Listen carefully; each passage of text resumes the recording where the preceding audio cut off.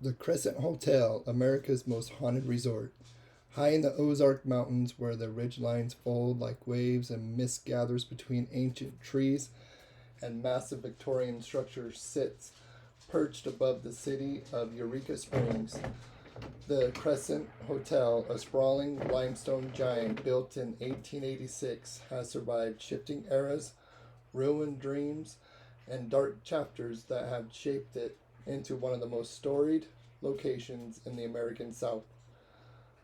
When it first opened its doors, the Crescent was a marvel of engineering and elegance. Constructed at a cost of more than $250,000, an enormous sum for its time, the hotel boasted every modern luxury: electric lights, an elegant dining room, a ballroom with a soaring ceiling, and grand stone terraces overlooking the mountains. Guests came from across the country, arriving by train and horse drawn carriage to bask in the healing reputation of Eureka Springs. The town's natural springs were said to cure ailments of the body and the spirit, and the Crescent catered to those seeking comfort amid its polished floors and warm gaslight. But even in its earliest days, tragedy left its mark. During construction, a young stonesman named Michael allegedly lost his balance near the roofline and fell to his death. Workers whispered that tools seemed to move on their own afterward, and rooms cooled suddenly with no explanation. Decades later, guests would claim to see a man in work clothes appear briefly near the spot where Michael died before dissolving into empty air. As prosperity faded in the early 1900s, the hotel shifted identities.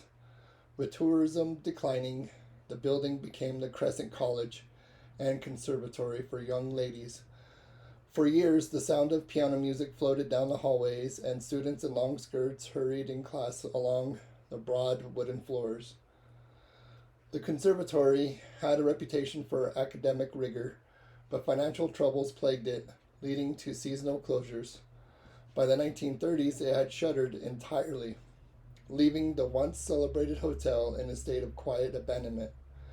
Its silence would not last. In 1937, a man named Norman G. Baker, a charismatic showman with a brilliant purple wardrobe and an ego to match, purchased the property.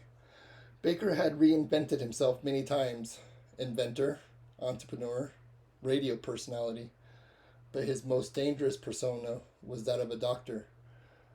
Without any formal medical training, he traveled the country promoting a supposed cure for cancer. The Crescent became the headquarters for his new venture, the Baker Cancer Hospital. Patients came by the dozens, trusting Baker's promises of miraculous healing. Many were gravely ill and desperate for hope. Instead, they received unproven injections made from common household ingredients.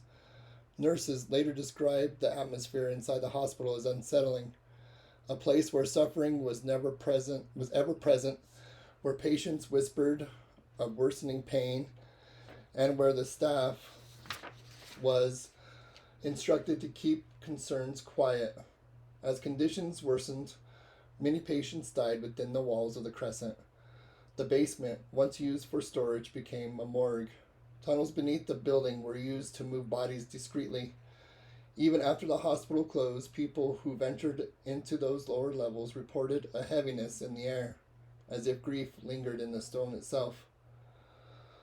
Baker was eventually arrested for mail fraud, not murder, and sentenced to 4 years in prison. He left behind broken families, ruined finances, and a building heavy with memory of those who passed within it. When the Crescent reopened as a hotel in the 1940s, guests began reporting strange phenomena that seemed tied to each chapter of its history. Room 218, associated with the stonemason Michael, became known for sudden bursts of activity, lights switching on and off, doors moving as if pushed by invisible hands, and loud thuds that echoed from nowhere. On the fourth floor, visitors claimed to have seen a woman in 1930s attire, often described as calm and politely spoken. She introduced herself as Theodora, and many believed she was one of Baker's former students. Some guests found their belongings neatly arranged or their suitcases partially unpacked, as if Theodora were still tending to patients the way she once may have been instructed to do. Other spirits tied to the Baker Hotel hospital era appeared in hospital gowns, drifting along the hallways or standing quietly at the ends of the corridors. Employees walking alone at night reported seeing figures they assumed were guests, only to find the hall empty moments later. Cold spots appeared in rooms with no drafts, and disembodied voices echoed faintly through stairwells. The basement remains the most active area according to countless accounts. Visitors have described sudden temperature drops, the scent of antiseptic or alcohol, and even the sound of something metallic clattering in empty rooms. Some claim to see mist forming in corners, coalescing into shapes before evaporating. Others report hearing soft cries, whispers, and footsteps pacing behind every morgue door. One of the most frequent mentioned apparitions is a man in a purple suit, his clothing a perfect match to Norman Baker's flamboyant style. The figure has been seen near the lobby, the hallways, and sometimes near the old hospital sections of the building. Witnesses say he appears solid at first, but vanishes when approached. Despite the chilling stories, the Crescent Hotel remains a place of beauty as much as mystery. Its wide porches still offer sweeping views of the Ozark landscape, and its grand architecture has been carefully preserved. Weddings, festivals, and concerts are held on the grounds each year, balancing its darker past with moments of joy. Yet, of all of its modern charm, the Crescent has never escaped the weight of its history. Each era, the lavish resort, the girls' conservatory, the fraudulent hospital, left something behind.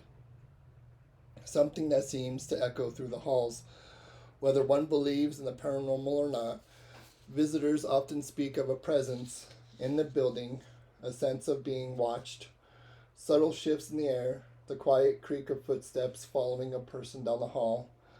It's part of the Crescent's identity now, not just a hotel, but a place where time feels layered, where the past presses close to the present.